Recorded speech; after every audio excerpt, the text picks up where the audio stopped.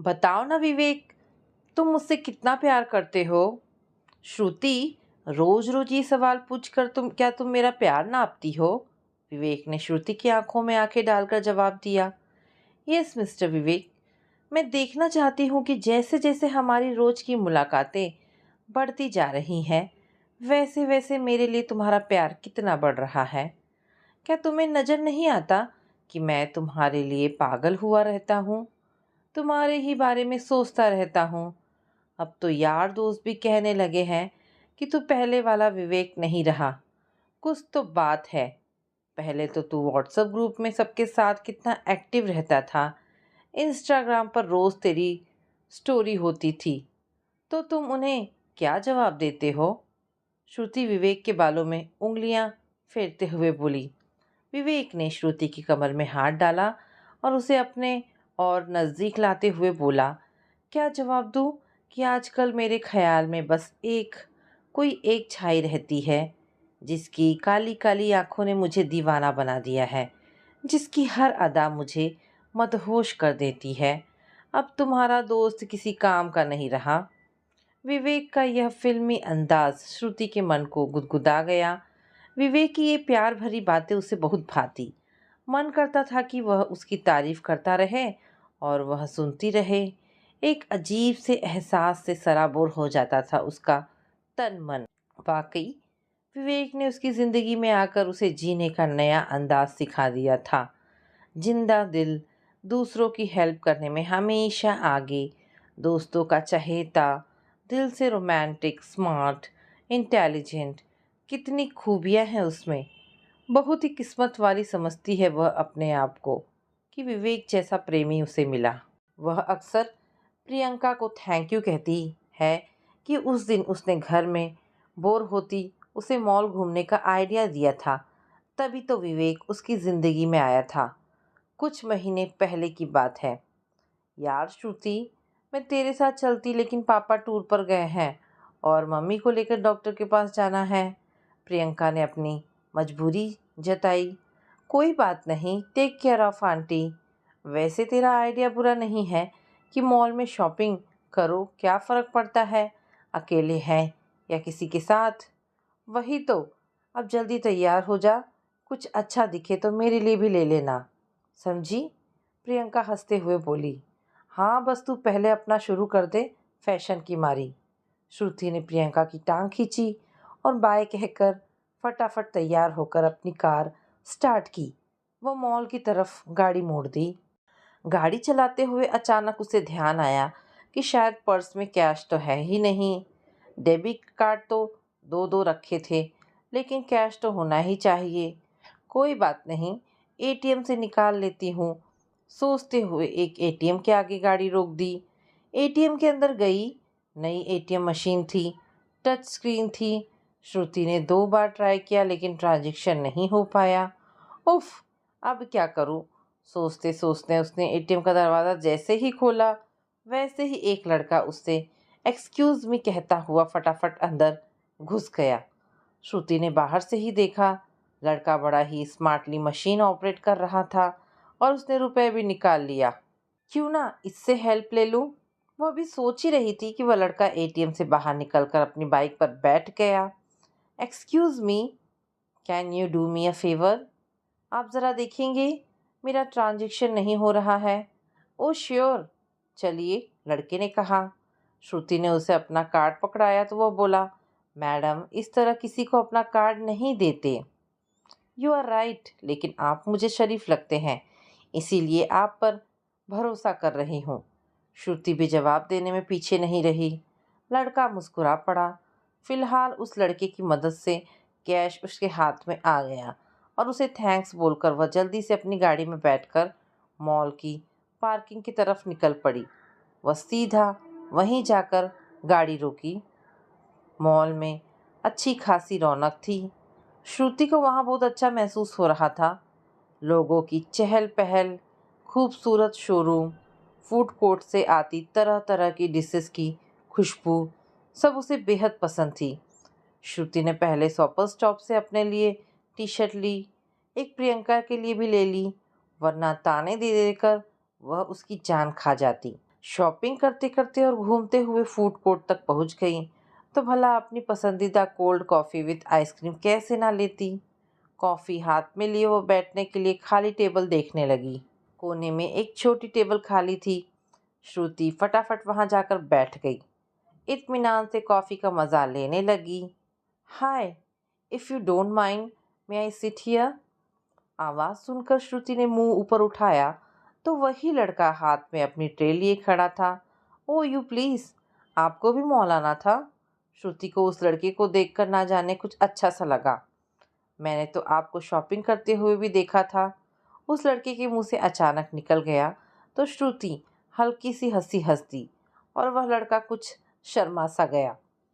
अच्छा, तो फिर मेरा पीछा करते हुए आप यहाँ आए हैं? श्रुति को उस लड़के से बात करना अच्छा लग रहा था। मैडम, मैं शरीफ लड़का हूँ और आपने खुद ये बात कही थी। वह लड़का भोला सा मुंह बनाते हुए बोला, आई एम जस्ट किडिंग। आप तो सीरियस हो गए। Anyway, I am Shruti, Shruti Thakur. Debit card पर पढ़ लिया था। उस लड़के के मुंह से फिर निकला तो श्रुति इस बार जोर से हंस पड़ी। इस बार वह लड़का भी हंस दिया और बोला, विवेक नाम है मेरा, गुलमोहर नगर में रहता हूँ। एमबीए इसी साल कंप्लीट किया और पिछले महीने ही अच्छी कंपनी में प्रोडक्ट मैनेजर की पोस्ट मिली है। और अरे बस बस बस, तुम तो अपना पूरा प्रोफाइल बताने लगे। इस तरह दोनों के बीच बातों का सिलसिला चल पड़ा। श्रुति की कॉफ़ी ख़त्म हो गई तो वह बोली, अच्छा विवेक, अच्छा लगा तुमसे मिलकर। Same here, please keep in touch. Vivek Shruti को गहरी नज़रों से देखता हुआ बोला। श्रुति ने कुछ जवाब नहीं दिया, बस मुस्कुरा भर दी। घर पहुंचते पहुंचते 8 बज गए थे। जैसे ही घर पहुंची मम्मी ने सवालों की झड़ी लगा दी। कहाँ, क्यों, किसके साथ, अचानक, कैसे, क्या खरीदा? मम्मी प्लीज़, मैं बहुत थक गई हूँ। भूख बिल्कुल नहीं है, इसलिए डिनर नहीं करूँगी। बस चेंज करके मैं सोने जा रही हूँ। लेकिन बेटा, कुछ तो खा ले, तेरा मनपसंद पुलाव बनाया है। आशा मनुहार करती श्रुति से बोली, अच्छा थोड़ी देर बाद भूख लगी तो खा लूँगी, पर अभी मुझे रेस्ट करने दो। बड़ी अजीब लड़की है, कभी भी कहीं भी चल देती है। बड़ी जल्दी बोर हो जाती है। हमेशा लोगों के बीच रहना चाहती है। अब जब फैमिली ही छोटी है तो क्या करूं? आशा मन ही मन बुदबुदाती रही। मम्मी आशा और पापा अरुण की इकलौती औलाद है श्रुति। दिल्ली के आज़ाद नगर बाज़ार में फर्नीचर का अच्छा सा शोरूम है उनका और वहीं पे ही 300 गज की 2 मंजिली कोठी है उनकी। कुल मिलाकर श्रुति अमीरी में पली बढ़ी है। सारे ऐशो आराम मिले हैं उसे। मम्मी पापा की तो जान है वह। श्रुति पढ़ाई लिखाई में ठीक ठाक थी। रचनात्मकता की उसमें कमी नहीं थी।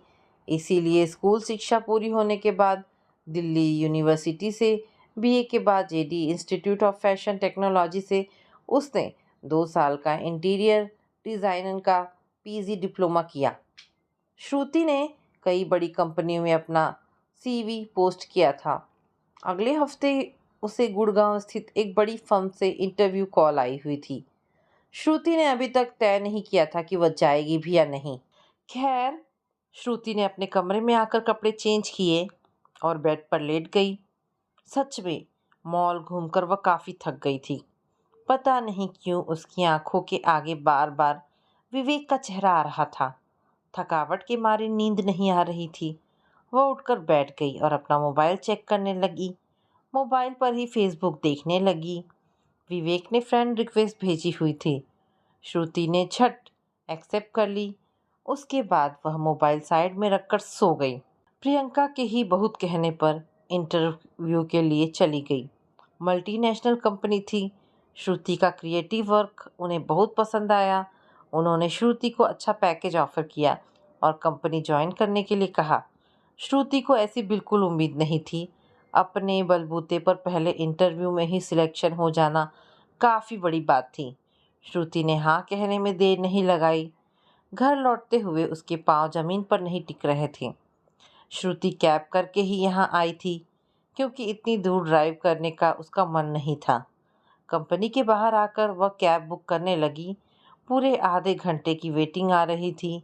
श्रुति ने सोचा आधा घंटा इंतज़ार करने के बजाय वह मेट्रो ना ले लें? सामने ही मेट्रो स्टेशन नज़र आ रहा था। चलो आज मेट्रो ही सही, सोचते हुए मेट्रो स्टेशन की ओर चल दी। रोड पार करने ही वाली थी कि एक बाइक ने जोर से हॉर्न दिया। श्रुति ने पीछे मुड़कर देखा। बाइक पर बैठे नौजवान के चेहरे पर हेलमेट का काला शीशा लगा था। सो वह चेहरा नहीं देख पा रही थी, लेकिन वह उसे हाथ हिलाकर पास आने का इशारा कर रहा था। कौन बदतमीज है? श्रुति जोर से बोलने ही वाली थी कि युवक ने अपना हेलमेट उतार दिया। अरे विवेक, वाह, व्हाट अ कोइंसिडेंस। कहाँ जा रहे हो? मैडम जा नहीं रहा, ऑफिस से आ रहा हूँ। बताया तो था कि गुड़गांव के सेक्टर 8 में मेरा ऑफिस है, लेकिन तुम कहाँ से आ रही हो? विवेक, आज मेरा इंटरव्यू था और आई गॉट द जॉब। बहुत खुश हूँ मैं, श्रुति ने चहकते हुए बताया। वाह, फिर तो ट्रीट हो जाए इस खुशी में, विवेक ने मौके का फ़ायदा उठाते हुए कहा। बिल्कुल, लेकिन आज नहीं कल पक्का, श्रुति ने कहा।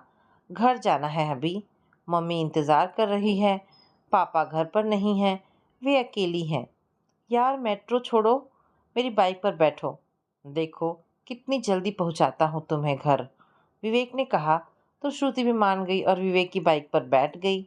आज वह वैसे ही बहुत खुश थी, ऊपर से विवेक का साथ उसे और प्रफुल्लित कर रहा था। स्पीड ब्रेकर आया तो झटके के कारण उसने विवेक को दोनों हाथों से पकड़ लिया।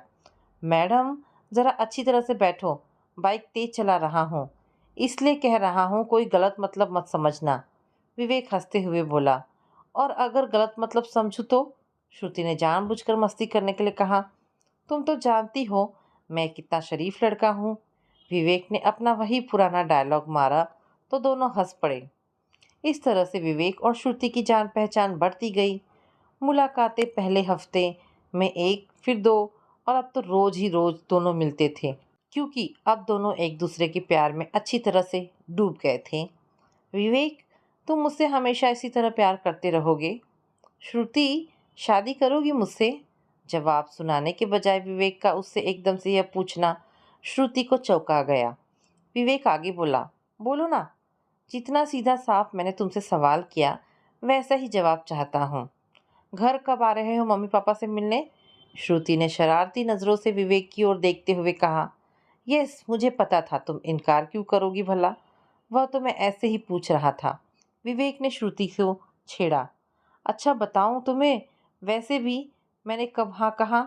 मैंने तो ऐसे ही पूछा कि मम्मी पापा से मिलने कब आ रहे हो, मेरे फ्रेंड्स क्या मेरे घर नहीं आते? श्रुति भी अकड़ कर बोली। अच्छा अच्छा, अब सब मजाक बंद। सच श्रुति, मैं तुमसे शादी करना चाहता हूँ, क्योंकि तुम मेरे परिवार के लिए फिट हो, विवेक सीरियस होकर बोला। परिवार के लिए फिट हूँ मतलब? श्रुति ने हैरानी से पूछा। श्रुति, तुम्हें शायद मैंने बताया नहीं कि हमारी जॉइंट फैमिली है, विवेक बोला। हाँ तो फिर क्या हुआ, मुझे तो अच्छी लगती है जॉइंट फैमिली, हमारी छोटी फैमिली रही है, इसलिए मैं तो चाहती हूँ कि मेरी शादी ऐसी जगह हो जहाँ घर में सब रिश्ते निभाने को मिले। श्रुति विवेक का हाथ अपने हाथ में लेकर बोली। मेरे घर में तुम्हें इतने रिश्ते निभाने को मिलेंगे कि निभाते निभाते थक जाओगी। माय डियर, छोटी मोटी जॉइंट फैमिली नहीं है मेरी, अच्छा खासा भरा पूरा बहुत बड़ा परिवार है हमारा। ताऊ जी, उनके 3 बेटे, तीनों की शादी हो गई है और उनके एक एक बच्चा है। 3 मामा जिनकी 2 2 बेटियां हैं, अनमैरिड हैं। 2 मौसियां हैं, दोनों का परिवार यहीं दिल्ली में है। 2 बुआ है, एक बैंगलोर में रहती थी, वे भी पिछले साल दिल्ली शिफ्ट हो गई हैं। 2 चाचा तो साथ ही रहते हैं। पता है, मेरी दादी और नानी 85 वर्ष से ज़्यादा की हो गई हैं। दोनों अभी भी अपने सारे काम खुद करती हैं। दादी हमारे साथ रहती है, एक तरह से उन्होंने ही मुझे बचपन में पाला है। इतना ही नहीं, मेरी मम्मी की 3 मौसियाँ हैं और पापा के 2 मामा हैं। मेरे कजिन से मिलोगी तो लगेगा किसी गैंग से मिल रही हो। सब एक से बढ़कर एक हैं, लेकिन हम सब में बहुत प्यार है। व्हाट्सएप ग्रुप बनाया हुआ है हमने, सभी अपनी सारी बातें सबसे शेयर करते हैं। और वो, अरे अरे रे, और भी है अभी बताने को, श्रुति आंखें फैलाकर बोली। विवेक, इतना बड़ा परिवार, बाप रे, कैसे संभालते हो सब रिश्ते नाते? रोज किसी का कुछ ना कुछ लगा ही रहता होगा, याद कैसे रखते हो? और एक मेरी फैमिली है। उँगली पर गिना सकती हूँ सबको। श्रुति, तुमसे मिलकर, तुम्हारी बातें, तुम्हारी आदतें सब देखकर मुझे लगा कि तुम मेरे लिए ही नहीं, मेरी फैमिली के लिए भी परफेक्ट हो। अब बोलो, बनोगी मेरी फैमिली का हिस्सा? विवेक श्रुति को अपनी बाहों में भरते हुए बोला, बिल्कुल बनूंगी। मैं आज ही तुम्हारे बारे में मम्मी पापा को बताती हूँ। श्रुति ने विवेक को प्यार भरी नज़रों से देखा और फिर बाय कहती हुई अपनी गाड़ी से घर चली गई। श्रुति ने घर आकर विवेक के बारे में मम्मी पापा को बताया। उन्हें सब ठीक लगा, लेकिन सुई परिवार पर आकर रुक गई। मम्मी बोली, श्रुति, इतना बड़ा परिवार है, तेरे लिए सब निभाना मुश्किल हो जाएगा बेटा। विवेक तो तुझसे यही अपेक्षा रखता है कि तू उसके परिवार में भी आकर उन जैसी बन जाए। लेकिन बेटी, हमारे घर का माहौल और उनके घर का माहौल बिल्कुल अलग होगा। तू कैसे सब निभाएगी?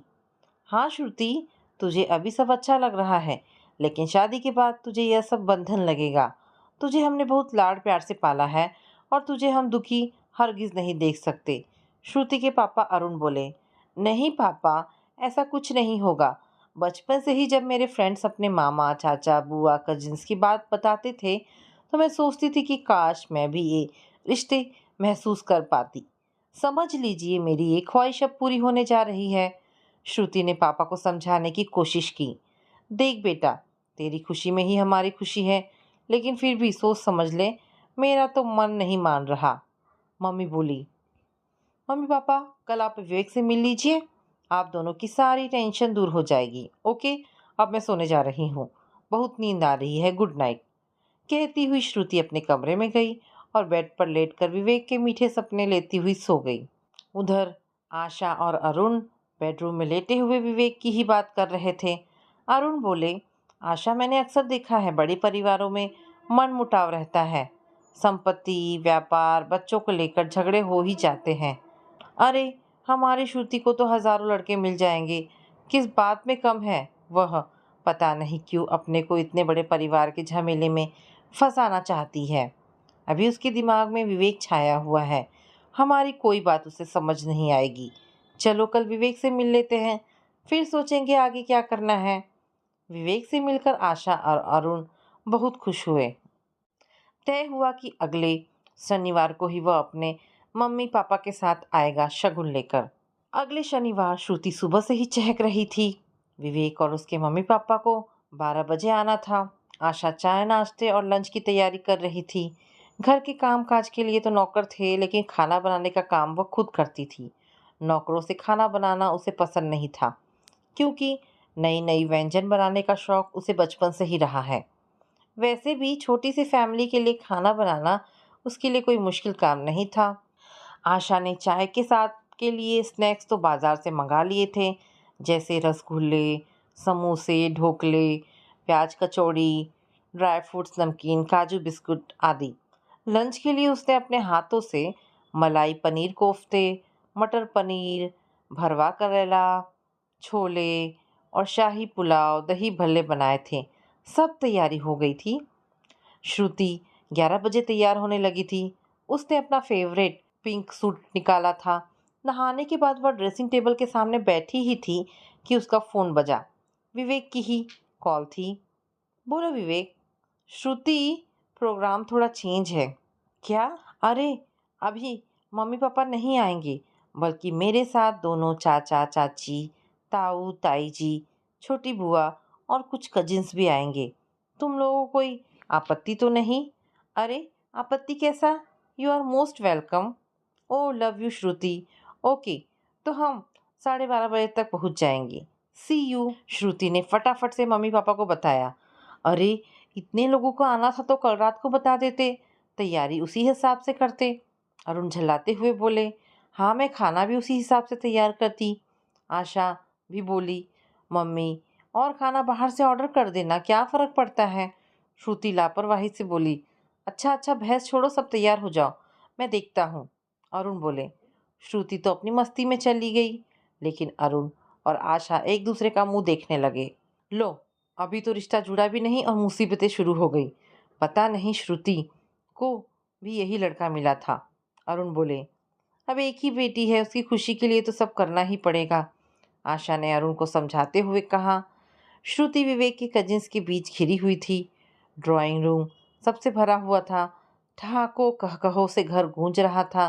चाय कॉफ़ी कोल्ड ड्रिंक के साथ स्नैक्स का दौर चल रहा था।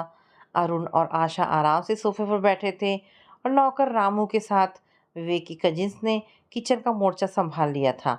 डॉली, विवेक की बुआ की बेटी, बोली, आंटी, बाहर से और खाना ऑर्डर करने की कोई ज़रूरत नहीं है। रामू को चावल उबालने के लिए बोल दिया है। मिक्स दाल मैंने उबलने को रख दी है और आलू उबल रहे हैं। आप कोई टेंशन मत लो, आप आराम से बैठिए, हम सब देख लेंगे। हमारी वजह से आपको कोई तकलीफ नहीं होगी। हाँ आंटी, वह तो विवेक भैया ने हमें श्रुति भाभी के बारे में हवा नहीं लगने दी, लेकिन तब भी शक तो हमें था। और जब पता चला कि आज आपके घर जा रहे हैं, तो श्रुति भाभी को देखने का मौका हम भला कैसे छोड़ सकते थे। रूपा, विवेक की चाचा की बेटी, बोली, अरुण भैया, हमारा परिवार ही हमारी पूंजी है। सब भाई बहनों में आपस में बहुत ही स्नेह प्यार है। एक दूसरे के लिए कुछ भी करने को तैयार रहते हैं। घर में हमारे तो इसी तरह धमा चौकड़ी चलती रहती है। श्रुति को किसी बात की कोई परेशानी नहीं रहेगी, इस बात से आप बेफिक्र रहो। विवेक के ताऊजी बोले तो अरुण ने कहा, भाई साहब, ये तो मैं देख ही रहा हूँ। आज मेरे घर में त्योहार सा माहौल बना हुआ है। बच्चियों ने बिल्कुल अपने घर की तरह किचन संभाल ली है। विवेक के भाइयों के साथ श्रुति का हंसता बोलता देख रहा हूँ तो ऐसा लग रहा है उसके जीवन में भाइयों की कमी अब पूरी हो जाएगी। अरुण ने कहा, अंकल जी, अब श्रुति भाभी को अपनी बोरियत दूर करने के लिए अकेले मॉल घूमने नहीं जाना पड़ेगा। विवेक के छोटे चाचा के बेटे की बात सुनकर सभी हंस पड़े। हाँ हाँ, तुम्हारी आइटम टोली के होते हुए भला क्यों अब वह अकेली घूमेगी। बुआ ने भी अपनी बात जोड़ी। लंच टाइम में सब लोगों ने खूब मज़े ले लेकर खाना खाया। सब आशा के खाने की तारीफ करते नहीं थके। सब कुछ बहुत परफेक्ट रहा। तय हुआ कि शादी महीने के अंदर अंदर कर देते हैं, क्योंकि विवेक की कंपनी वाले उसे 2 महीने बाद विदेश भेज रहे हैं। 1 महीने के लिए विवेक की मम्मी चाहती थी कि श्रुति भी विवेक के साथ चली जाए। सभी इस बात से राजी हुए। बस दोनों तरफ से शादी की तैयारियां शुरू हो गई। विवेक, मुझे अब पता चल रहा है कि पैरों तले पाँव ना पड़ना क्या होता है। सच, मैं आजकल हवा में उड़ रही हूँ। मैं इतनी खुश हूँ कि बता ही नहीं सकती। सोचा नहीं कि मुझे तुम जैसा प्यार करने वाला इतना प्यारा जीवन साथी मिलेगा। श्रुति विवेक की बाहों में समाई जा रही थी। श्रुति, मुझे तुम मिल गई तो ऐसा लग रहा है जैसे मैंने दुनिया जहाँ की खुशियाँ पाली है। अब तो ये थोड़े से दिन भी तुमसे दूर रहना मुश्किल हो रहा है। विवेक श्रुति का चेहरा अपने हाथों में लेकर बोला ही था कि अचानक श्रुति का मोबाइल बज उठा। हाँ मम्मी, बोलो। श्रुति बेटा, तू कहाँ है? आशा बहुत घबराई सी आवाज़ में बोली। क्या बात है मम्मी, जल्दी बोलो, मुझे घबराहट हो रही है। श्रुति, तेरे पापा को सीने में दर्द उठा था। मैंने डॉक्टर शर्मा को फ़ोन किया तो उन्होंने एम्बुलेंस भेज दी। मैं तेरे पापा को लेकर हार्ट केयर हॉस्पिटल जा रही हूँ। रास्ते में हूँ, तू वहीं पहुँच। मम्मी आप घबराओ मत, पापा को कुछ नहीं होगा, मैं अभी पहुँचती हूँ। पूरे रास्ते विवेक श्रुति को तसल्ली देता रहा। श्रुति जब हॉस्पिटल पहुँची तब तक अरुण को आईसीयू में ले जा चुके थे। सीवियर हार्ट अटैक आया था। आशा रोए जा रही थी। आंटी जी, आप बिल्कुल फिक्र मत करो, हम सब हैं ना, अंकल ठीक हो जाएंगे। थोड़ी देर में विवेक के मम्मी पापा भी आ गए और विवेक की मम्मी आशा का हाथ अपने हाथ में लेकर उसे तसल्ली देने लगा। आशा को ऐसा लग रहा था कि जैसे उसकी बहन उसे तसल्ली दे रही हो। अरुण की तीनों आर्टरी में ब्लॉकेज था। तुरंत ऑपरेशन कर दिया गया और वह सफल रहा। तभी अरुण को सप्ताह भर हॉस्पिटल में ही रहना था। इस दौरान विवेक के घर वाले आशा और श्रुति के साथ साथ ही रहे। डॉक्टरों से बात करना, दवाइयाँ लाना, ज़रूरी पेपर्स जमा करना, सारी भाग दौड़ विवेक और उसके भाई कर रहे थे। विवेक की बहनें श्रुति और आशा का पूरा ध्यान रख रही थीं। 1 हफ्ते बाद अरुण घर आ गए। पापा, आपको टेंशन लेने की कोई ज़रूरत नहीं है, सब काम हो जाएंगे। श्रुति पापा का तकिया ठीक करते हुए बोली। कैसे ठीक होगा बेटा सब कुछ? शादी की तैयारियां कम जिम्मेदारी का काम नहीं है। शोरूम तो 1 हफ्ते से बंद ही पड़ा होगा। कितना नुकसान हो गया। अरुण थोड़े चिंतित हो उठे। अरुण भाई साहब, आप सारी चिंता हमारे ऊपर छोड़ दो, विवेक के पापा बोले। उनके साथ विवेक के चाचा और उनके दोनों बेटे अखिल और निखिल भी थे। आइए आइए बैठिए। आशा ने खड़े होकर सबका स्वागत किया। भाई साहब, आपका शोरूम चकाचक चल रहा है। अखिल और निखिल को मैंने वहाँ सुपरविजन के लिए 1 हफ्ते से बैठा रखा है। श्रुति भी आपकी तरह शोरूम को लेकर परेशान थी। ठीक कह रहे हैं भाई साहब। हॉस्पिटल में भी सारी भाग दौड़ विवेक, उसके चाचाओं और बच्चों ने की। हमें तो जरा भी तकलीफ नहीं हुई। यहाँ तक कि घर भी विवेक की बुआ ने संभाला और श्रुति को तो विवेक की बहनों ने बिल्कुल भी अकेला नहीं छोड़ा। अरे समधन जी, आप और हम सब एक ही परिवार हैं। अगर आप शादी की तारीख आगे बढ़ाना चाहते हैं तो हम उसके लिए भी तैयार है। यदि नहीं तो तैयारियों की जिम्मेदारी हम पर छोड़ दीजिए। हम हैं ना, सब देख लेंगे। श्रुति बेटी तो उसी दिन से हमारी हो गई थी जब से आप लोगों के घर पहले दिन आए थे। अजय भाई साहब, जब आप लोग जैसे लोग हमारे साथ हैं, आपका पूरा परिवार हमारे साथ है, तो मुझे किस बात की चिंता करने की अब ज़रूरत ही क्या है। आज लग रहा है कि परिवार में जब सब साथ साथ होते हैं तो कंधे अपने आप जिम्मेदारी लेने के लिए मजबूत बन जाते हैं। मैं तो डर रहा था कि इतना फैला हुआ परिवार, इतने रिश्ते नाते, उन्हें निभाते निभाते मेरी श्रुति घबरा जाएगी। लेकिन नहीं, इन रिश्तों से मेरी श्रुति वे सब खुशियाँ पाएंगी जो उसे बचपन से नहीं मिली। तभी विवेक भी आ गया। अरे अंकल जी, ये आप क्या कह रहे हैं? डॉक्टर ने आपको अभी कम बोलने को कहा है। अरे भाई साहब, अब तो घर में खुशी का माहौल होना चाहिए। बच्चों की शादी होने वाली है, नाच गाना खाना पीना सब होगा। बस आप आराम करो और भले चंगे होकर सब एंजॉय करो। काम हम करेंगे, क्यों बच्चों? विवेक के चाचा बोले। खुशी के मारे श्रुति और आशा की आंखें भर आई। विवेक श्रुति के पास आया और बोला, तुम्हें तो पता है कि मैं कितना शरीफ हूँ। इस समय सबके सामने ज़्यादा कुछ नहीं बोल सकता, ना ही कर सकता हूँ, पर इतना ज़रूर कहूँगा, हम साथ साथ हैं। श्रुति किसी की भी परवाह ना करते हुए विवेक के गले लग गई और दोनों खिलखिलाकर हंस पड़े। तो दोस्तों, ये कहानी यहाँ पर समाप्त होती है। आशा करती हूँ कहानी पसंद आई होगी। अगर कहानी पसंद आई है तो प्लीज़ इसे लाइक एंड शेयर करें। दोस्तों, ऐसी ढेरों पारिवारिक और शिक्षाप्रद कहानी सुनने के लिए मेरे चैनल को प्लीज़ सब्सक्राइब करें। धन्यवाद दोस्तों।